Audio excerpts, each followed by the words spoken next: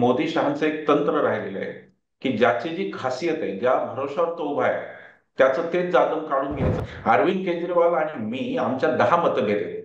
आमचं कधीही जमलं नाही, हा इतिहास आहे. अरविंद केजरीवाल भ्रष्ट आहेत यावर मी आत्ता त्यांच्या अटकेच्या नंतर आणि जामिनानंतर सुद्धा मी विश्वास ठेवायला तयार नाही. ही माणसं मी पाहिली आहेत जवळून. पृथ्वीराज चव्हाण पडतात आणि अब्दुल सत्तार निवडून येतात आणि संतोष बांगर निवडून येतात, हे मला न समजण्याचं गणित आहे. मोदी सांगत होते की जिन्होंने चुराया है उनको चुकाना पडेगा.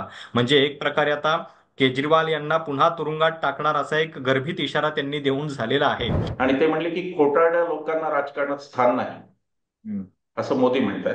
खूपच मोठं वाक्य आहे हे सगळं. या आंदोलनाला काँग्रेसमधल्या मनमोहन सिंग विरोधी गटाचा मोठा पाठिंबा होता. त्यात पाठिंबा प्रणव होता. मुखर्जी होते, त्यात पी चिदंबरम होते, त्यात मनीष तिवारी होते, त्यात मी सलमान खुर्शीद त्यात होते आणि कपिल सिब्बल सुद्धा त्यात होते. अरविंदनी माझा जेवढा दुस्वास केला तेवढा कोणाचाही केला नाही, हे मी सांगून टाकतो. बर मग हा. अरविंदनी कधीच, मला हे वाटतं की ठीक आहे काहीतरी असेल, पण मला ज्या दिवशी यांनी योगेंद्र यादव आणि प्रशांत भूषण यांना ज्या दिवशी बाउन्सर लावून त्यांनी बाहेर काढलं, त्या दिवशी मला अरविंदच्या बद्दल खात्री पडली की अरविंदचा स्वभाव अत्यंत हुकुमशाहीचा आहे. स्वातंत्र्यानंतर देशाच्या इतिहासामध्ये एखादा पक्ष आंदोलनातून जन्म घेतलेला आहे आणि तो सत्तेपर्यंत पोहोचलेला आहे अशी उदाहरणं खूप कमी आहेत. आसाममध्ये आसाम गण परिषद, त्याच्यानंतर दिल्लीमध्ये आम आदमी पक्षानं ही किमया करून दाखवलेली होती. पण भाजपनं या विधानसभा निवडणुकीमध्ये त्यांचा पराभव केला आणि चौथ्यांदा मुख्यमंत्री बनण्याची संधी अरविंद केजरीवाल यांची हिरावून घेतली. खरं तर हा पराभव केवळ विधानसभेच्या दृष्टीनं नाहीये, तर हा एक पक्ष म्हणून सुद्धा आम आदमी पक्षाचा एक मोठा पराभव आहे. कारण या पराभवानंतर आम आदमी पक्ष टिकेल का, अरविंद केजरीवाल टिकतील का, इथपासूनची चर्चा जी आहे ती सुरू झालेली आहे. अर्थात याला दोन्ही बाजू आहेत. काही लोकांचं म्हणणं असं आहे की इतक्या लवकर अरविंद केजरीवाल यांचे राजकीय मृत्यूलेख लिहायला घेणं हे थोडंसं घाईचं ठरेल. अजून आपल्याला बघावं लागेल पुढं काय होतंय. काहींचं म्हणणं हे आहे की मुळातच हा पक्ष जो आहे तो एनजीओ टाईप किंवा एनजीओ शैलीच्या राजकारणातला पक्ष आहे. याला विचारधारा नाहीये आणि त्यामुळं हा असा पक्ष संपवणं हा देशातल्या एनजीओजला संपवण्याचा मोठा इतिहास किंवा अनुभव बाकी असणाऱ्या गाठीशी असणाऱ्या मोदी शहासाठी काही अवघड गोष्ट नाहीये.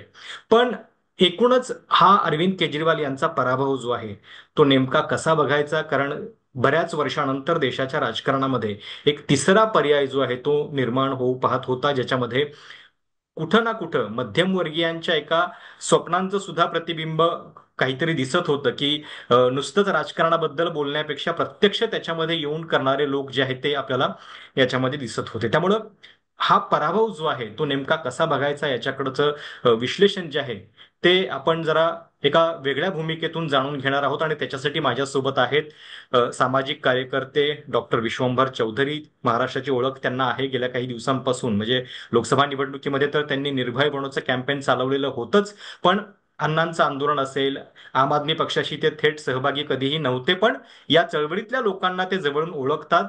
त्यांचा तो अनुभव पाहता या सगळ्या निकालाबद्दलचं विश्लेषण आपण त्यांच्याकडून जाणून घेणार आहोत. अ, विश्वंभरजी, खरं तर दिल्ली 27 वर्षानंतर जिंकली म्हणून भाजप खुश आहे. आपला एक राष्ट्रीय राजकारणातला प्रतिस्पर्धी वेळीच आवरला गेला म्हणून काँग्रेसवाले खुश आहेत. तिसऱ्यांदा शून्याची हॅट्रिक होऊन सुद्धा. पण मध्यमवर्गीय तुमच्या माझ्यासारख्या सामान्य व्यक्तींनी या अरविंद केजरीवाल यांच्या पराभवाकडे कसं बघायचं.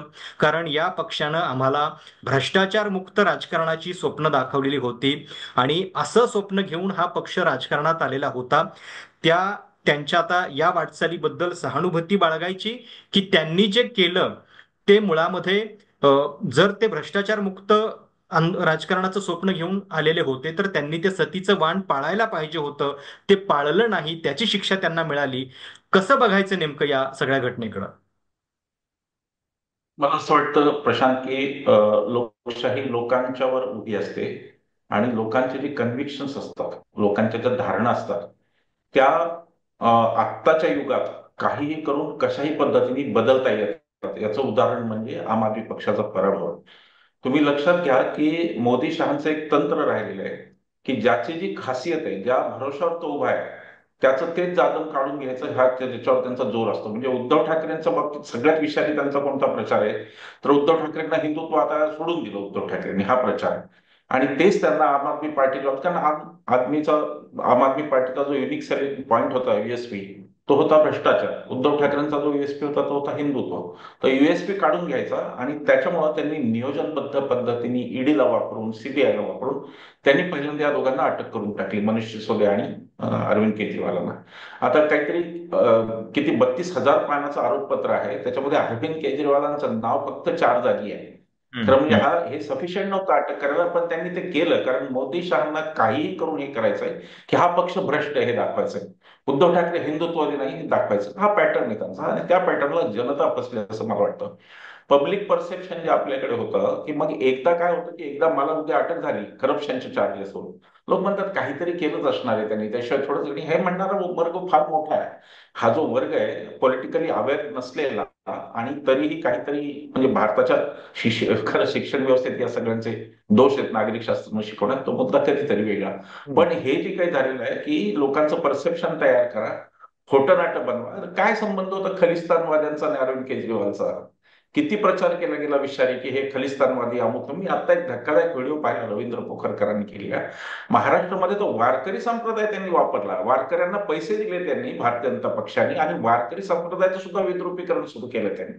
आता हे जर होत असेल तर हे साहजिक आहे की प्रपोगंडाच्या पुढे आम आदमी पार्टीची ताकद कमी पडली, हे नक्कीच आहे. अरविंद केजरीवाल आणि मी आमच्या 10 मतभेद आहेत. आमचं कधीही जमलं नाही, हा इतिहास आहे. अण्णांच्या आंदोलनाच्या वेळेत पण आमचं कधी जमलं नाही. पण तरीही केजरीवाल एककल्ली आहेत, अरविंद केजरीवाल हुकुमशाह आहेत, हे सगळं मला मान्य आहे. पण तरीही अरविंद केजरीवाल भ्रष्ट आहेत यावर मी आत्ता त्यांच्या अटकेच्या नंतर आणि जामिनानंतर सुद्धा मी विश्वास ठेवायला तयार नाही. ही माणसं मी पाहिली आहेत जवळून. मनीष सिसोदिया पैसे खाऊ शकतो यावरती मी विश्वास ठेवायला तयार नाहीये. पैसे खाणार असता तर शाळा केल्याच नसत्या, शाळांचे पैसे हडपले असते, खाऊन टाकले असते. पण हा जो प्रपोगंडा भारतीय जनता पक्षाचं जे हे अक्षरशः हुकमी अस्त्र झालेलं आहे की खोटेपणा हे त्यांचं हुकमी अस्त्र आहे.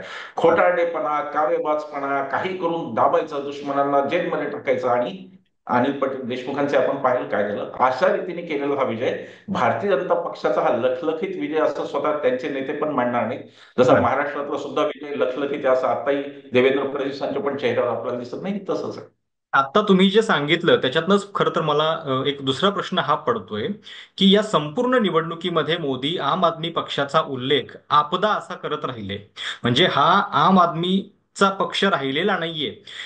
पक्ष भ्रष्ट आहे, केजरीवाल भ्रष्ट आहे हे ठसवण्यामध्ये ते यशस्वी झाले. आणि ज्या पक्षामध्ये इतके भ्रष्टाचारी येऊन शुद्ध झालेले आहेत, तो पक्ष भ्रष्ट आहे म्हणजे भाजप भ्रष्ट आहे हे ठरवण्यामध्ये मात्र विरोधकांना यश येत नाहीये. तर असं का होत असावं की मोदी सांगतायत हे भ्रष्ट आहेत आणि त्याच्यावरती लगेच लोक विश्वास ठेवतायत? जर तुम्ही असं म्हणताय की तो प्रोपोगंडा आहे, तर ठीक आहे, एक पक्ष म्हणून इलेक्टोरल चॅलेंज, एक रणनीती, कूटनीती म्हणून ते लोक ते करतील. पण सामान्य लोकांचा अशा गोष्टींवरती विश्वास अजून का बसतोय? म्हणजे केजरीवाल यांनी बरीच वेगवेगळ्या पद्धतीची कामं केली, ज्या सिसोदियांचा उल्लेख केला. त्यांच्या शाळा सरकारी ज्या आहेत त्या मी स्वतः पण दिल्लीमध्ये जाऊन पाहिलेल्या होत्या आणि कौतुक होत होतं त्या कामाचं.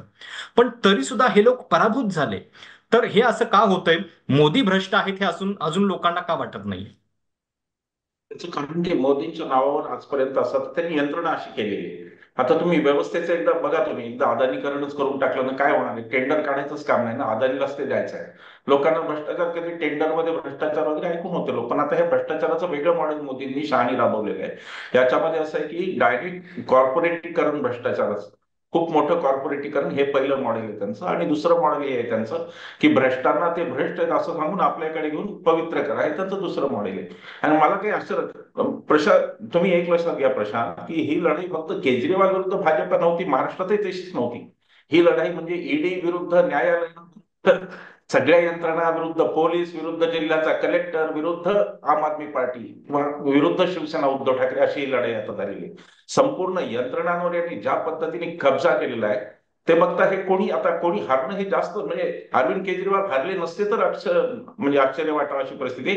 शरद पवारांचे सारखे दिग्गज इथे, उद्धव ठाकरेंच्या सारखा माणूस संघटना असलेला, या माणसाने यांनी जर्जर केलं तर अरविंद केजरीवाल यांच्या पुढे कोणी नाही. एका छोट्या राज्याचा तो मुख्यमंत्री आहे. अरविंदनी कुठेही संघटना वाढवली नाही, तसे काही प्रयत्नही केले नाही, कुठे निवडणूक काही लढवली नाही. अरविंद फक्त दिल्ली आणि पंजाब पुरता मर्यादित असलेला माणूस आहे, आणि तशा माणसाला लाभणे यांना काही अशक्य नव्हतं. आणि लोकसभेनंतर आणि महाराष्ट्राच्या विधानसभेनंतर जे आपण पाहतोय त्याच्यामध्ये आपण आता एक पक्षीय राजवटीकडे जात आहोत वेगाने. आपण लवकरच एकपक्षीय राजवटीकडे जातो आणि एकच पक्ष निवडणूक लढवेल अशा आता स्थिती आहे. आणि त्यामुळे मला अरविंद केजरीवाल हारला यात मला त्याचा कमीपणा कुठे आता मला वाटतच नाही. माझी स्वतःची धारणा ती चुकीची असेल, माझ्यासारखे काही लोक देशात असतील 10-12-15% त्यांच्या धारणाच चुकीच्या असतील. पण आमच्या अशा धारणा आहेत की जेव्हा जेव्हा हे कोणाला हरवतात ना तेव्हा ते छल कपट पैसा याच्याशिवाय लोकांना हरवू शकत नाहीत असं आमच्यासारख्यांना वाटतं. बरं. पण सर याच्यामध्ये हा पण प्रश्न आहे की जेव्हा हा पक्ष राजकारणामध्ये स्थापन झाला तेव्हा एका भ्रष्टाचार विरोधी आंदोलनातून त्यानं जन्म घेतलेला होता. साहजिक आहे की जर तुम्ही हे स्वप्न लोकांना दाखवताय तर तुमचं स्वतःचं आचरण जे आहे ते अजून जास्त शुद्ध असलं पाहिजे, म्हणजे ते एक सतीचं वाण तुम्ही पाळलं पाहिजे. आता 2015 पासून जवळपास 16 नेते अरविंद केजरीवाल यांच्या टीम मधले जेलमध्ये जाऊन आले. त्याच्यामध्ये मद्य परवाना घोटाळा आहे, बाकीचे इतर घोटाळे आहेतच, म्हणजे सरकारी पॉलिसीचे काही घोटाळे आहेत, पण त्याच्या व्यतिरिक्त काही केसेस अशा आहेत की ज्याच्यामध्ये सेक्शुअल अब्युजची केस आहे, बोगस डिग्रीची केस आहे, लँड ग्रॅबिंगची केस आहे. तर जेव्हा तुम्ही वेगळं स्वप्न दाखवता तेव्हा इतर लोक पण हे करतात, असा बचाव जो आहे तो होऊ शकत नाही. तुमचं आचरण हे शुद्धच असलं पाहिजे. तर हा एक प्रकारे डबल विश्वासघात होत नाही का लोकांचा? म्हणजे बाकीचे पक्षांबद्दल लोकांना माहिती आहे की चला म्हणजे हे असं करणार आहेत, पण ज्यावेळी तुम्ही करता त्यावेळी तुम्ही एक स्वप्न दाखवून या राजकारणामध्ये आलेला आहात, तर तो विश्वासघात जास्त वर्मी लागणारा असतो असं नाही वाटत का? तो प्रशांत म्हणजे हा मुद्दा अगदी बरोबर आहे की श्रीधरची पत्नी बाधित असली पाहिजे हे तर वाक्यच आहे. आणि जो या मुद्द्यावरती राजकारण करणार आहे त्याला अधिक सावधपणे पुढे गेलं पाहिजे हे नक्की माहिती आहे. पण अजून एक बाजू यात नीट आपण समजून घेतली पाहिजे ती अरविंद केजरीवालांच्या बाजूने. ती बाजू अशी आहे की जेव्हा हे 12 साली हे पहिल्यांदा सगळे निवडून आले तेव्हा त्यातल्या 90% लोकांनी सरकारी कार्यालय सुद्धा कधी पाहिलेलं नव्हतं. हो. इतकी नाहीव मंडळी होती की ते कार्यालयात पण सरकारच्या कधी गेलं नव्हतं. तर तशा पद्धतीचं एक मॉडेल दिशावर वर्कआउट होत होतं की जे सामान्य माणसाचं आहे, त्याला काही फार राजकारणाचा अभ्यास नसलेला अशा एका माणसाचं मॉडेल असं ते वर्कआउट होत होतं. असं वाटत होतं की बघू हे मॉडेल. अर्थात ते मॉडेल खूप पुढे गेलं नाही. म्हणजे मला अरविंद केजरीवालची बाजू अजिबात घ्यायची नाही. ज्या पद्धतीने तुम्ही आज 13 वर्ष तुम्ही पक्ष काढून बसलाय आणि तुम्ही फक्त 2 राज्यात निवडणुका लढवता, ही काही चांगली गोष्ट नाही. ते केजरीवालांचा फेल्युअर आणि हे त्या बाबतीत त्याचं वेगळं विश्लेषण करतायत. पण केजरीवालांचा भाजपच्या विरुद्धचा फेल्युअर याचं अनालिसिस वेगळं आहे आणि केजरीवालांचं स्वतंत्रपणे काय असेल त्याचं अनालिसिस वेगळं आहे. मला असं वाटतं की अत्यंत गाफील काही मंडळी त्यांच्यातली राहिली. सत्येंद्र जैन सारखी मंडळी सुद्धा गाफील राहिली आणि त्यातून त्यांच्यावर अशा केसेस झाल्या. त्यांच्या जर खरंच केसेस असतील आणि ते भ्रष्ट असतील तर त्यांना वाचवण्यासाठी मी कधी पुढे येणार नाही. फक्त माझं असं म्हणणं आहे की या देशात स्वतंत्र न्यायपालिकाच राहिलेली नसताना आपण आता कशावर विश्वास ठेवायचा असा माझ्या पुढे प्रश्न आहे. उद्या सत्येंद्र जैन अत्यंत भ्रष्ट म्हणून जर सिद्ध झाला तरी न्यायालया संदर्भातच जर लोकांच्या मनात प्रश्न असतील, ज्या बरोबर. प्रकारे सुप्रीम कोर्टाने महाराष्ट्राचा खटला हाताळला आणि ज्याप्रमाणे चंद्रचूड निवृत्त झाले काही न करता, त्याच्यानंतर अशा संशयात घ्यायला लोकांना जागा आहे. म्हणून आजच्या काळाचं हेही वैशिष्ट्य आहे की आता कोण भ्रष्ट आहे आणि कोण चांगला आहे हे कळायला काहीच मार्ग नाही. कारण अधिकारीरित्या अधिकृतरित्या जे चॅनल्स आहेत तेच आता अविश्वसनीय झालेले आहेत आणि त्यामुळे एक वेगळ्या परिस्थितीमध्ये आपण सध्या आहोत असं मला वाटतं. अर्थात अरविंद केजरीवालांचं जे शासन प्रशासन होतं त्यामध्ये दुरुस्तीला 100. पण आता प्रशांत हा न्याय फक्त केजरीवालांना आपण लावू शकतो का? हा महाराष्ट्रात आपण न्याय नाही लावू शकत का? की धनंजय मुंडे प्रकरण चाललंय, ह्याला आपण बोलायचं नाही का? म्हणजे केजरीवालचं फक्त चारित्र्य संपलं आणि बाकी सगळे चारित्र्य संपन्न आहेत असं आपण नाही म्हणू शकणार. या देशात जे चाललेलं आहे चारित्र्याचा नियम एकट्या केजरीवाललाच कशाला लावायचा ना? मग आता त्याला सुटका दिली पाहिजे. माझा तरी हा महाराष्ट्राच्या निवडणुकीनंतर माझा असा एक स्वतःचा समज झालेला आहे. तो समज आहे का गैरसमज आहे मला माहित नाही. पण लोकांनी आता चारित्र्य म्हणजे व्यक्तिगत चारित्र्य, पोरीबाळींचे लफडी वगैरे वगैरे हे एक आणि पैशांची लफडी, आर्थिक चारित्र्य, आर्थिक भ्रष्टाचार हे मुद्दे लोकांनी सोडून दिलेले आहेत असं माझं मत आहे. आणि त्या मुद्द्यांचा लोक आता विचार करत नाही. ही दुःखद स्थिती आहे. घराणेशाहीचा लोक विचारही करत नाही. ही दुःखद स्थिती आहे. पण ती स्थिती आहे. मानसिकता लोकांची आता अशा पद्धतीने झाली आहे की नेते पैसे खाणार, नेते बायकांची लफडी करणार, नेते घराणेशाही लादणार, नेते स्वतःची मुलं, ही मानसिकता लोकांची झाली. आणि त्यामुळे एक लसावी का मसावी काढायचं मला माहिती नाही. पण एक आपल्याला कॉमन फॅक्टर काढावं लागेल की जर केजरीवालचं सरकार भ्रष्ट आहे तर महाराष्ट्राचं आजचं कोणतं शुद्ध आहे पाहायला लागेल आपल्याला. अदानीकरण आणि धारावी आपल्याला बघावं लागेल आणि त्या मानाने केजरीवाल काय करतो हे पाहावं लागेल. पुन्हा मी त्याच्यात लेसर एव्हिल वगैरे अशी भाषा मी करणार नाही. भ्रष्टाचार हा भ्रष्टाचारच असतो. पण तरीही तुलनात्मकदृष्ट्या ज्यांचे भ्रष्टाचार प्रचंड महाग आहेत त्यांना लोक निवडून देतात नाही, 132 जागा देतात. हम्म. महाविकास आघाडीला 213 की काय जागा देतात. आणि एकीकडे याचा भ्रष्टाचार जो त्यांच्या मनाने खूपच कमी आहे आणि सिद्धही झालेलं नाही काही. त्या भ्रष्टाचाराला ही शिक्षा देतात, हे सगळं अतर्क आहे. म्हणजे पृथ्वीराज चव्हाण पडतात आणि अब्दुल सत्तार निवडून येतात आणि संतोष बांगर निवडून येतात, हे मला न समजण्याचं गणित आहे. मी आजपर्यंत खूप विचार करून मला याचं उत्तर सापडले नाही की लोकांना नेमकं काय पाहिजे. परवा योगेंद्र यादव आणि आमची भेट झाली आणि मी त्यांना असं म्हणालो की जे प्रश्न आपल्याला लोकांचे म्हणून वाटतायत ते खरंच लोकांचे प्रश्न आहेत का, यावर आपण कधी विचार करणार. म्हणजे विधानसभेच्या निवडणुकीच्या आदल्या दिवशी मराठवाड्यात सोयाबीनचा भाव, परभणीचा आमचा सांगतो, 3900 रुपये भाव होता. 3900 रुपये हा न भूतो न भविष्यती खाली आलेला भाव होता. आणि त्याही हम्म. वेळेला शेतकरी जर निवडून देत असतील त्याला काय म्हणायचं. आमच्यावर पुण्यात हल्ला झाला आणि त्यानंतर एक खासदारांनी 6 आमदार पुण्याच्या सुवित्त नगरीतल्या लोकांनी निवडून दिलेले आहेत. त्या राजकीय पक्षाला एकही प्रश्न न विचारता की सत्ताधारी पक्ष कशी काय मारामारी करू शकतो रस्त्यावर. तर आता याच्यानंतर काय बोलायचं. म्हणजे लोक हे आपल्याला समजत नाहीत हे मला कबूल केलं पाहिजे. मला लोक हम्म. कळत नाहीयेत हे मी कबूलच केलं पाहिजे. त्याच्यात काही कमीपणा नाही आणि ती वस्तुस्थिती आहे. बर.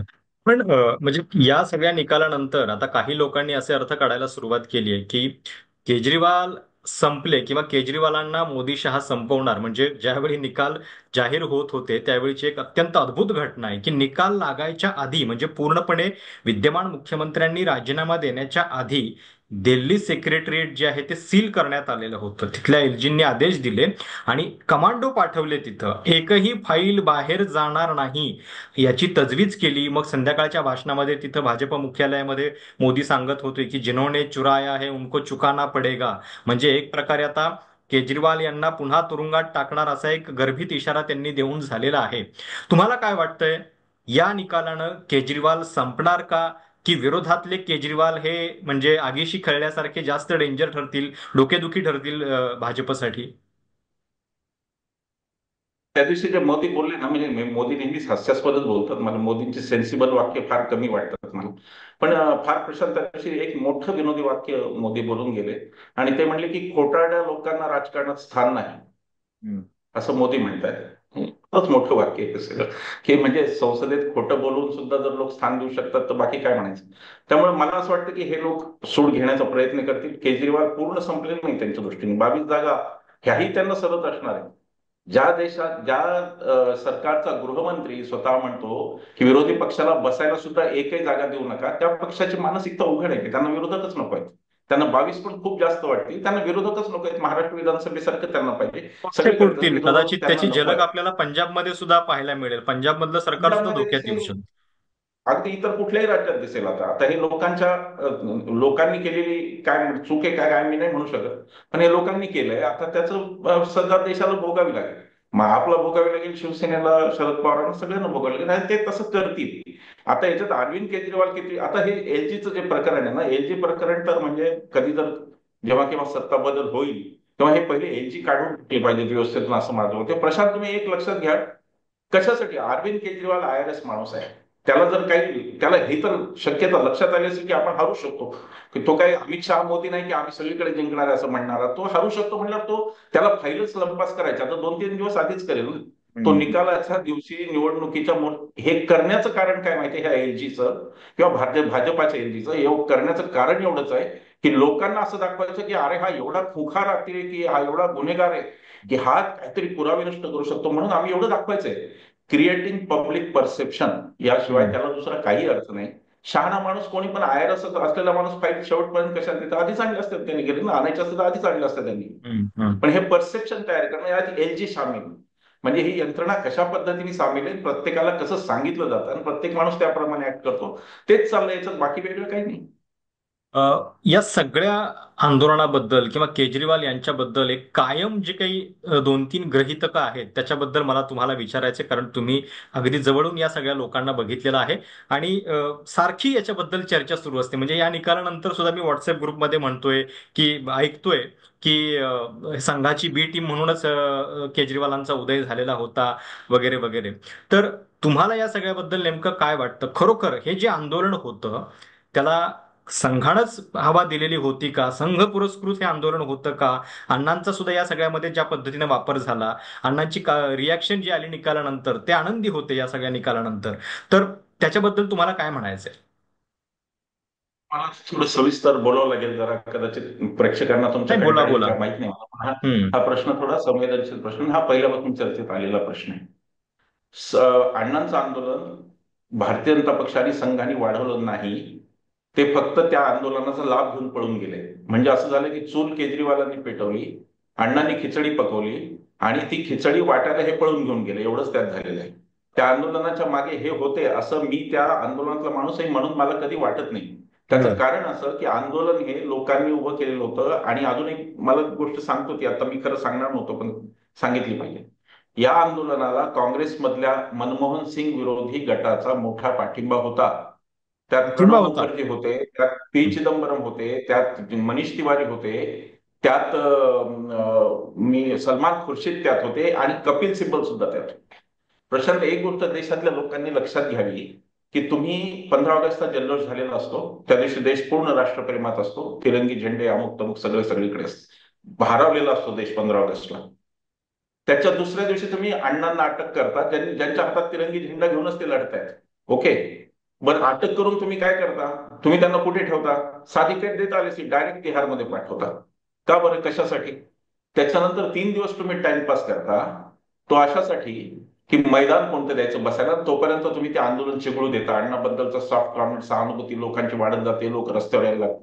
हे 3 दिवस जे रामलीला द्यायला लावले, ते प्रणव मुखर्जींनी, कपिल सिब्बलांनी, तो सलमान खुर्शिदांनी, तिवारींनी, या सगळ्यांनी मिळून ते केलेले असं माझं स्वतःचं मत आहे. मी याच्यावर कधीतरी पुढे पुस्तक लिहिणार आहे, रामलीला मैदानावरचे 13 दिवस. पण तूर्त मी एवढं सांगतो, मी आता नाव घेत नाहीये कोणाचं, एक ज्येष्ठ मंत्री महाराष्ट्रात यांच्याकडे मी स्वतः गेलो होतो, काँग्रेसचे मंत्री, आणि त्यांना मी सांगितलं होतं की हे फार चिघळत आहे, लवकर उपाय शोधला पाहिजे तुम्ही याच्यावर. तेव्हा त्यांनी मला असं वाक्य वापरलं की पूर्ण पेटू द्या मग बघू. बर. त्याच्यामध्ये खूप जणांचे आपापसातले हिशेब होते, काँग्रेसचे अंतर्गत हिशेब होते. काँग्रेसवाल्यांनी इंट्रोस्पेक्शन केलं पाहिजे अशा. एक मी मुद्दा सांगतो, तोही सांगून टाकतो.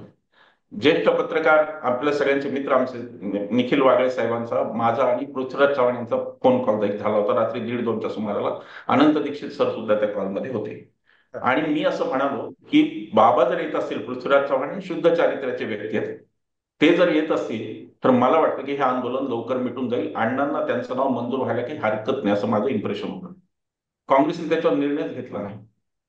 बर. काँग्रेसने त्याच्यावर अजिबात निर्णय घेतला नाही. त्याचं कारण कोणीतरी, कोणाला तरी, कदाचित पृथ्वीराज चव्हाण तिथे नको होते, कोणाला तरी काही होतं. काँग्रेसनी हे आता, काँग्रेस निदान संपत आल्यावर तरी काँग्रेसने याच्यावर विचार केला पाहिजे की आपण काय करतो स्वतः. हे हम्म. संघाचं आंदोलन वगैरे, माझ्यासारखं, बरं एकटा मी होतो का तिथे संघाच्या आंदोलनात? कोण होतं तिथे? मेधा पाटकर होत्या, योगेंद्र यादव होते, स्वामी अग्निवेश होते, प्रशांत भूषण होते, हो. स्वतः शांतीभूषण होते, किती नावं सांगू जी सेक्युलर, अरुणा रॉय होत्या. ही माणसं संघाची आहेत का माणसं सगळी? ही माणसं समाजवादी, धर्मनिरपेक्षता मानणारी माणसं आहेत ना. हे तुमचे संदीप दीक्षित कशाला येत होते रामलीला मैदानावर? ते काय हम्म. संघाचे होते का? आता जे लढले अरविंद केजरीवालांच्या बरोबर. विरोधात. हम्म. हे यांचं अनालिसिस पूर्ण होत नाहीये. काँग्रेसमध्ये काही न करणाऱ्या माणसांचा एक फार मोठा गट आहे, जो आयडिओलॉजीला कवटाळून बसतो फक्त, पण तो करत काय नाही. आणि तो गट अशा अफवा पसरवत असतो की बघा हे आता तो, बरं ठीक आहे, 2011ला आंदोलन झालं, 14ला ते संपलं होतं. 14ला काय त्याचं वातावरण शिल्लक होतं? 12ला अण्णा निष्प्रभ झाले होते मुंबईतल्या अधिवेशनात. मुंबईला अण्णांचा टीआरपी एकदम खाली आला होता, कोणी आलं नव्हतं, आणि आंदोलन 12ला संपलं होतं अण्णांचं, 2012ला. 12 ते 14 काँग्रेसने काय करेक्शन केलं? काय नेमकं काय केलं? सारख्या बातम्या येत होत्या पेपरला, आणि काय कलमडींना अटक झाली ही काही वस्तुस्थिती नाही का? ए बरोबर. राजाला अटक झाली ही वस्तुस्थिती नाही, त्या होत्याच गोष्टी. पण काँग्रेसचा फेल्युअर हा एक आहे. आता अण्णांचा जो भाग आहे तो पूर्णतः, मी जे काही पाहिलं प्रशांत, मी एकटा, एक वेळ अशी होती, म्हणजे राळेगण सिद्धीचे लोक आणि बाकी महाराष्ट्रातले कार्यकर्ते होते, पण जे राष्ट्रीय आंदोलनात होते त्यांच्यापैकी शेवटचा माणूस मी होतो जो अण्णांच्या बरोबर एकटा राहिलेलो होतो. हम्म. मलाही राजकीय पक्षांच्या ऑफर आल्या, मलाही लोकांनी, सगळ्या पक्षांच्या मला ऑफर होती, काही 2 पक्ष सोडून. मी त्याच्यात गेलो नाही, मी अण्णांच्या बरोबर राहिलो होतो, मी एकटा राहिलो होतो. आणि त्यानंतर मी एक पुन्हा आज गोष्ट सांगतो जी मी कधी सांगितली नाही. हम्म. आम्ही जेव्हा आमची शेवटची बैठक 19 सप्टेंबरला झाली दिल्लीमध्ये, आणि तिथे ठरलं की अरविंद केजरीवाल आता पक्ष काढणार आणि हे करणार, त्याही वेळेला मी अण्णांना सांगितलं होतं की अण्णा, तुम्ही फार तर असं म्हणा किंवा तुमची माझी वाट वेगळी आहे, तुमच्या वाटेला माझ्या शुभेच्छा, बर. पण तुम्ही केजरीवालला पोरकं करू नका. बरोबर. हा. तुमच्या चळवळीतून आलेला माणूस आहे, काहीतरी करू पाहतोय. त्याच्यानंतर सुद्धा एक फोटो आला होता केजरीवालचा अल्टोमध्ये बसलेला मुख्यमंत्र्याचा. नंतर त्यांचा बंगला वगैरे त्या विषयात मला काही माहित नाही, मी जात नाही, कारण तेव्हाचे केजरीवाल आणि मला नंतर माझा काही संबंधच राहिला नाही. अरविंदनी माझा जेवढा दुश्वास केला तेवढा कोणाचाही केला नाही, हे मी सांगून टाकतो. बर. मग हा. अरविंदनी कधीच, पण तरी मी अरविंदच्या बाजूने अशासाठी होतो की आता मोदी, शहा की अरविंद, याच्यात माझं उत्तर नक्की अरविंद असं आहे. त्याच्यासाठी मी अरविंदच्या बाजूने होतो. अण्णांची जी प्रतिक्रिया होती त्याच्यात मला आश्चर्य काही वाटलं नाही. त्याचं कारण असं की माझाही राळेगणशी गेल्या वर्षभरात कोणताही संपर्क नाही, मी पण हम्म. अण्णांशी संपर्क ठेवून नाही. अण्णांच्या तब्येतीची वगैरे चौकशी मी करतो आणि तेवढ्या बर. पुरतच माझ्या अण्णांशी माझा चळवळ म्हणून काही संबंध गेले 3 वर्ष आलेला नाही. हम्म. पण राळेगण सिद्धीमध्ये हे नक्की आहे की भारतीय जनता पक्षाची सहानुभूती असलेले काही लोक आहेत आणि ते म्हणजे अण्णांपर्यंत अवतीभोवती काही निरोप पण अण्णांच्या. जात नाही. अण्णांच्या अवतीभोवती आणि काही निरोप पण अण्णा माझे स्वतःचे पण गेले नाहीत काही वेळा. तर हे आहे शक्य. अण्णांनी फक्त त्यावेळेला विचार करायला पाहिजे होता, ही प्रतिक्रिया देताना अण्णांनी असा एक विचार करायला पाहिजे होता की आपण प्रतिक्रिया देताना कोणाला इनडायरेक्ट सर्टिफिकेट देतो, अप्रत्यक्ष प्रमाणपत्र आपण भारतीय जनता पक्षाला देतो, हे पाहायला पाहिजे होतं. गिरीश महाजन काय काय करतात हो. राळेगण सिद्धीमध्ये, गिरीश महाजनांनी आमची सगळी चळवळ तितर बितर करण्यासाठी काय काय केलं हे मला माहिती आहे ना. मी बोलत नाही त्याचा अर्थ मला काही माहिती नाही असं नाही, ते मला माहिती आहे. पण माझं म्हणणं एवढंच होतं की अण्णांचं एक आता असं वय झालं की अण्णांना कोणी दुखावणार नाही, मी पण नाही दुखावणार. मी तुम्हाला म्हणालो की मी हम्म. अण्णांच्या बद्दल काही वाईट शब्द बोलणार नाही, मला काही बोलायचं नाहीये. बरोबर. पण अण्णांनी आत्ता प्रतिक्रिया देताना आपण एकाला वाईट म्हणताना कोणाला चांगलं म्हणतोय आणि कोणाला वाढवतोय याचा विचार अण्णांनी करायला पाहिजे, अशी मला माझ्या अण्णांना विनंती आहे. ही राफेलच्या प्रकरणात मी स्वतः अण्णांना माहिती मेल पाठवल्या होत्या की हे बोला, काहीतरी बोला, अशी बरीच प्रकरणं असतील की त्यावेळेला. तर अण्णांनी ती भूमिका कन्सिस्टंटली घ्यायला पाहिजे. अण्णांची भूमिका भ्रष्टाचाराच्या विरोधातली आहे, ती पक्षनिरपेक्ष असायला पाहिजे. अण्णांनी कोणतेही सरकार भ्रष्टाचाराच्या विरोधात बोललं पाहिजे असं माझ्यासारख्याची अपेक्षा होती अण्णांकडून. बरोबर. पण दुर्दैवाने गेल्या काही दिवसात ते झालं नाही. याचा पुन्हा मी दोष अण्णांना देत नाहीये, त्याचं कारण त्यांचं आता वय झालंय. अण्णांचं वय आता पाहता अण्णांच्याकडून काही देशांनी अपेक्षा ठेवावी असं मला अजिबात वाटत नाही. जे ज्यांना वाटतं ते तरुण लोकांनी ते करावं, अण्णांच्याकडून काय अपेक्षा असेल. पण अण्णांनी निदान राळेगण मधून बोलणं की नोटाबंदी वाईट होती, त्यात माणसं मेली, बरोबर. अण्णांनी काही हे म्हणणं की नाही गोष्टींबद्दल. हा जो बॉन्ड आणला, एक्झॅक्टली इलेक्ट्रॉनिक बॉन्ड वाईट आहे, तुम्ही हे काय करताय, हे अण्णांनी बोलणं. बरं, अण्णांचा अनुभव अगदी विपरीत आहे हेही मला सांगितलं पाहिजे तुम्हाला, इथे अनेकांना माहिती नाहीये ते. अण्णा जेव्हा मनमोहन सिंगांना पत्र लिहायचे, मनमोहन सिंग 8 दिवसात त्या पत्राचं उत्तर द्यायचे. हो. मी कित्येक पत्र मी वाचलेली, त्या बरोबर. पत्राची सुरुवात आदरणीय अण्णाजी अशी असायची. हम्म. हम्म. आणि हम्म. भवदीय, भवदीय म्हणजे आपण समजू शकतो हिंदीमध्ये एक रेस्पेक्टफुल असून मनमोहन सिंग स्वहस्ते भवदीय हा शब्द लिहून त्याच्या खाली सही करायचे. हम्म. जयराम रमेश कोणत्याही मंत्र्याचं पत्र अण्णांना सुरुवात त्याची आदरणीय अण्णाजी अशी असायची आणि भवदीय हे त्याचं टायटल असायचं. मोदींच्या काळात अण्णांच्या एखादं ऑफिसची पत्र आलं का नावं, अण्णांना? मोदींचं पत्र नाही, मोदी पत्राची पोचपावती पण देत नाहीत अण्णांची. अण्णा हम्म. स्वतः म्हणले ऑन रेकॉर्ड, मी नाही काय मंच उसळत आहे, अण्णा स्वतः म्हणलेले आहेत, ऑन रेकॉर्ड आहे की माझ्या एकाही पत्राला मोदींनी पोचपावती सुद्धा दिलेली नाही. बर. का म्हणलेले आहेत? मोदी हम्म. कोणाला उत्तर देणार? अहो, मोदींचं इगो लेवल कोणती आहे, कोण आहेत हम्म. त्यांच्या पुढे? ते महात्मा गांधी आले तर त्यांना ते देणार नाही, तर बाकीचे हम्म. कोणाला काय देतात? तर ही स्थिती आहे. आणि म्हणून अण्णांनी मनमोहन सिंग आणि मोदी यांचं निदान व्यक्ती म्हणून अण्णांनी तुलना करावी अशी माझी अण्णांना विनंती आहे. की कोण बरोबर. माणूस डिसेंट आणि कोण, हे तर निदान अण्णांनी समजून घ्यावं अशी माझी विनंती आहे. हम्म. हम्म. जेव्हा हम्म. जेव्हा माझ्याकडे मी त्या पत्रव्यवहाराचा साक्षीदार आहे, काँग्रेसनी कधीही आंदोलनावर कोणत्याही गाज आणली नाही. प्रशांत, आम्ही हम्म. काँग्रेसच्या विरोधात लढलोय, आम्ही राष्ट्रवादीच्या विरोधात, लवासाच्या विरोधात मी लढलोय, आम्ही लढलोय सगळे. आम्ही काय आज थोडीच लढतोय मोदी शांत, आम्ही पहिल्यापासून लढतोय. पण बरोबर. कोणत्याही आंदोलनावर पोलीस अत्याचार करणे, कोणत्याही आंदोलनाला फोडणे, ज्या प्रकारे विरोधाची शेतकरी आंदोलन, आंदोलनाची एक स्पेस मान्य करण्याचा प्रघात होता राजकारणामध्ये काँग्रेसच्या काळात. नाही तो खूप मोठा होता. काँग्रेसच्या काळात लोकशाही फक्त संसदेतून नाही, ती जंतर मंतरवरून पण चालायची, ती बरोबर. रामलीला मैदानवरून पण चालायची. आता ती स्पेस नाही. निदान अण्णांनी हे लक्षात घ्यावं की बरोबर. यांनी संपूर्ण ज्या ज्या सगळ्या डोलारावर अण्णा उभे आहेत, अण्णांचं काम उभं आहे, आंदोलन उभं आहे, ती स्पेसच यांनी संपवली. हे तर बरोबर. निदान अण्णांनी लक्षात घ्यावं. पण तसं काही होण्याची मला शक्यता सध्या दिसत नाही. खूप व्यवस्थित सविस्तर उत्तर दिलं तुम्ही, कारण हा एक वारंवार चर्चेत येणारा प्रश्न आहे. आणि मला त्याच्यातनं हे पण जाणवलं की म्हणजे मुळात काँग्रेसच्या सिस्टीम मध्ये सुद्धा किती या विचारांचे, संघाच्या विचाराचे लोक वरपर्यंत काम करत होते. म्हणजे जे गृहसचिव म्हणून काम करत होते गृहस्थ, जे मुंबई पोलीस आयुक्त म्हणून काम करत होते, ते दुसऱ्या दिवशी उड्या मारून भाजपमध्ये गेले. आणि तेव्हा मग काँग्रेसला याची सगळ्याची कल्पना नव्हती का? आपल्या आजूबाजूला इतके सगळे लोक आहेत याचं म्हणजे भानच बहुधा आणि त्याची म्हणजे जागच नव्हती.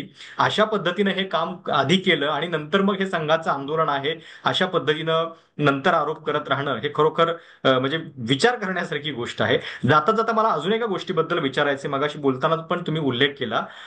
केजरीवाल यांच्याबद्दल एक वारंवार त्यांच्या कार्यशैलीबद्दल चर्चा होते. मग जे लोक सोडून गेले म्हणजे अगदी योगेंद्र यादव, प्रशांत भूषण, किरण बेदी, अनेक लोक आहेत, कुमार विश्वास, वेगवेगळ्या कारणांमुळे बाजूला झाले. यातले सगळेच काही स्वच्छ होते असं पण नाहीये.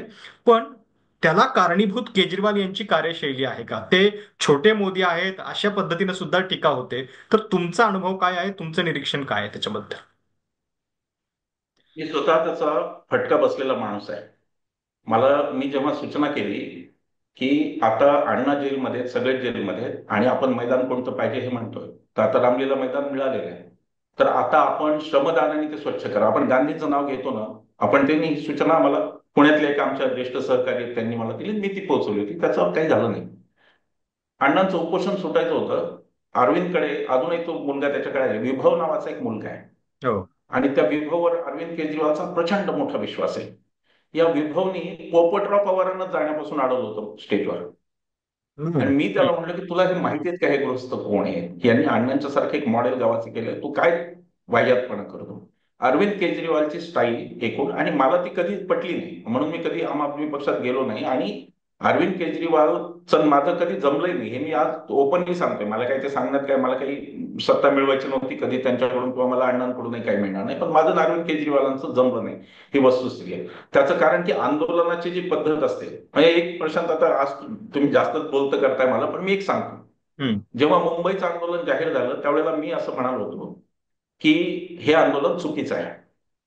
बर. ते अशासाठी की आता सरकारच्या डोक्यात जर हे असेल किंवा रामलीलावर 2 लाखाची गरज जमते, तर ते त्यांच्या डोक्यात राहू द्या, काही बरोबर. दिवस ते राहू द्या. मी उदाहरणही दिलं होतं की गांधीजींची एकूण 3 आंदोलन आहेत. मी अण्णांशी हा विषय बोललो होतो. मी अण्णांना म्हटलं की गांधीजींची अण्णा 3 आंदोलन आहेत. 2022, 32, 42 संपले गांधी. उपोषण तर अडीचच आहे, कारण चौरी चौराचं तर अर्धच सुटेल. हम्म. फक्त हम्म. अडीच उपोषण आणि 3 आंदोलन यावर गांधी उभा आहे. हम्म. मग गांधी मधल्या 10 वर्षात काय करत होते?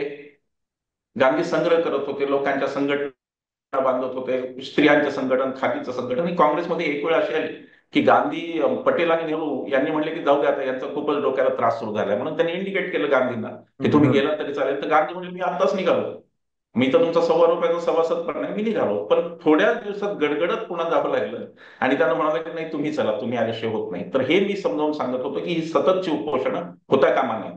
माझं त्याच्यावरती भाषण आहे, व्याख्यान आहे माझं त्याच्यावरती. इथे पुण्याच्या एका कॉलेजला सगळ्या मीडियाने ते लिहिलंय की मीच काय टीका केली. ते मी टीका नव्हतो करत, त्याला अरविंदने टीकासारखं घेतलं. मी त्यांना एक पत्र, पण त्यावेळेला उल्लेख झाला होता, आप अभी तैयार नहीं है, हे गांधीजींचं पत्र होतं की ओके. काँग्रेस बर. कार्यकारिणी लिहिलं की आप अभी तैयार नहीं है, तुम्ही अजून तयार नाही, हे मी बोलून झालं होतं. माझी एकही गोष्ट केजरीवालनी कधी ऐकली नाही. बर. माझ्या कोणत्याही गोष्ट मी, केजरीवालांचं मॉडेल वेगळं होतं आणि मला ते कळत होतं. पण मी पण एक विचार प्रशांत करत होतो की मला केजरीवालला, बघा, अण्णा कुठे होते 2011 पर्यंत? अण्णा महाराष्ट्राचे होते फक्त, बरोबर आहे? महाराष्ट्रात लोक अण्णांना ओळखत होते. केजरीवालनी त्यांना देशात नेलं ना. ही बरोबर. सिम्बायोटिक असोसिएशन होती, ही एकमेकांना फायदेशीर अशी गोष्ट होती की अण्णांकडे चारित्र्य होतं, ते गांधी टोपी, अण्णांचा तो पेहराव, तो साधेपणा तो होता जो केजरीवालच्या उपयोगाचा होता. आणि केजरीवालकडे त्या मार्केटिंगच्या स्ट्रॅटेजीज होत्या, केजरीवालकडे ते धोरण होतं ज्याच्यात आम्ही बावळट आहोत. अण्णांबरोबर महाराष्ट्रातले थोडे लोक राहिले का? आम्हाला कोणाला असं नाही कधी सुचलं. आम्ही बावळट आहोत, आम्हाला ते आधुनिक मार्केटिंग नाही जमत लोकांचं. मग आम्ही आमची हार मानली पाहिजे आणि तो करतो तर त्याला करू दिलं पाहिजे. कोणीतरी हम्म. पुढे गेलं पाहिजे ना. शेवटी ह्या हम्म. सगळ्यात पर्यायी राजकारण उभारायचं असेल, स्वराज्य या कल्पनेचं काहीतरी व्हायचं असेल, तर कोणाला तरी पुढे जावं लागेल, आपल्याला त्याची साथ द्यावी लागेल. मला ते जमत नाही म्हणून मी तुझ्या पायात पाय घालतो हे मला मान्य नाही, आणि म्हणून मी केजरीवालला कधी विरोध केला नाही आणि कधी त्यांच्या पक्षातही गेलो नाही. पण केजरीवालांची स्टाईल नक्की आर्बिटरी, आणि हे मला कधी जाणवलं मी तुम्हाला सांगतो. मला एरवी वाटायचं की ठीक आहे सगळे, आता तो कुमार विश्वास आहे तर माणसं बोलायचे, नासमज माणसं आहे ती सगळी, हम्म. तोही नासमज. मला हे वाटायचं की ठीक आहे काहीतरी असेल. पण मला ज्या दिवशी यांनी योगेंद्र यादव आणि प्रशांत भूषण यांना ज्या दिवशी बाउन्सर लावून त्यांनी बाहेर काढलं, त्या दिवशी मला अरविंदच्या बद्दल खात्री पडली की अरविंदचा स्वभाव अत्यंत हुकुमशाहीचा आहे. हे ओके. मला त्याशी खात्री म्हणजे अत्यंत चुकीची गोष्ट होती. पण पुन्हा ते जे काही असेल ते ते झालं तरी आता मोदी शहा जे करतायत त्याच्याशी बरोबर. अरविंदचं पाप त्याची तुलना होऊ शकत नाही आणि म्हणून मी ती तुलना करणार नाही. पण मी नक्की सांगेन की अरविंद केजरीवालला स्वतःची शैली बदलावी लागेल. जर त्यांना पक्ष वाढवायचे असतील, लोक घ्यायचे असतील, तर त्यांना शैली बदलावी लागेल, लोकांमध्ये जावं लागेल. जर तुम्ही मुंबईत तुमचं युनिट ठेवता तर कमीत कमी वर्षाला एकदा तुम्ही मुंबईला आलं पाहिजे, आम आदमी पार्टीच्या कार्यकर्त्यांशी बोललं पाहिजे. आताची परिस्थिती अशी आहे की आम आदमी पार्टीच्या कार्यकर्त्यांशी अरविंदचा शेवटचा संवाद कधी झाला? मला वाटतं की खरंय. 2-3 वर्षाच्या खाली झाला असेल. अनेक चांगली मुलं आहेत आम आदमी बरोबर. पक्षात. आम हे आदमी पक्ष महाराष्ट्रात पक्षाचे सुद्धा मेळावे, अत्यंत चांगले. बैठका हा प्रकारच दिसत नाही ना. म्हणजे तुम्ही आता सांगताय तेव्हा माझ्या लक्षात येतंय की चिंतन तो प्रकार शिबिर, नाही. लोक एकत्रित हो, काही आलेत वगैरे. साधी गोष्ट आहे प्रशांत. चिंतन हम्म. आणि हे तर व्हायचंय. हम्म. प्रशिक्षण शिबिर कार्यकर्त्यांचं. नाही करत. मी बरोबर. समजा अरविंदच्या जागी माझा पक्ष असता तर म्हणलं असतं की निदान आपला विचार काय हे कम्युनिकेट केलं पाहिजे आपण आणि प्रशिक्षण शिबिरं घेतली पाहिजे. बरोबर. बरोबर. आम आदमी पार्टीच्या कार्यकर्त्यांना काँग्रेसचं जसं झालंय की काँग्रेसला ते नेहरू कोणीच कळत नाही अनेकांना, काँग्रेसमधल्या 90% लोकांना. तसं आम आदमी पार्टी त्यांना विचारधाराच कोणती कळत नाही. कधीतरी लक्ष्मीचं चित्र नोटेवर आलं पाहिजे. आता याला काय ह्या काय बोलणार आपण याला? याचा अर्थ तुमच्याकडे कोणतीच आयडियोलॉजी नाही. तुम्ही कशावर जे काही मार्केटमध्ये चालतं ते तुम्ही आणता, ही एनजीओ स्टाईल आहे. हम्म. आणि संतुष्टीकरणाच्या सुद्धा भूमिकेला अरविंद केजरीवालच्या माझा विरोध आहे. आताही माझा लाडक्या बहिणीला सुद्धा विरोध आहे. त्याचं कारण की लोकांना परावलंबी करून कोणी कधी सक्षम झाला नाही समाज कोणता. बरोबर. तर हम्म. ते अरविंद केजरीवालांनी केलं. त्यामुळे केजरीवालांच्या चुका आहेत का? त्या आहेत. 10 चुका आहेत आणि मी त्या बोलून दाखवतो. पण तरीही केजरीवालचा पराभव हा दुःखदायक कशासाठी? तो केजरीवाल आणि काँग्रेससाठी फक्त दुःखद नाही. या देशात सगळ्यांसाठीच. एकपक्षीय राजवटीकडे जी वाटचाल सुरू आहे त्या वाटचालीला हा मजबूती देणारा हा पराभव आहे. त्या ओके. वाटचालीला बळ देणारा हा पराभव आहे. आणि काँग्रेसची भूमिका तर मला कळलीच नाही. बरोबर. काँग्रेसने पण तिथे याच निवडणुका का नोटवरती मला लढवल्या हेही वाटतं मला की कळलं नाही. आपण थांबूयात, कारण बरोबर आहे की केजरीवाल यांचे जरी अनेक प्रॉब्लेम असतील तरी आत्ता सध्या मुख्य समस्या काय आहेत याचा विचार व्हायला पाहिजे खूप सविस्तरपणे. या सगळ्या आंदोलनाबद्दलचे, अण्णा केजरीवाल यांच्या संबंधाबद्दलचे सगळे मुद्दे तुम्ही स्पष्टपणे सांगितलेले आहेत आणि थोडंसं एक वेगळ्या नजरेतून आपण हा निकाल पाहिला. हे विश्लेषण तुम्हाला कसं वाटतंय? तुमच्या काही सूचना असतील, कमेंट्स असतील, आवर्जून कळवा. चॅनल सबस्क्राईब करायला देखील विसरू नका. धन्यवाद.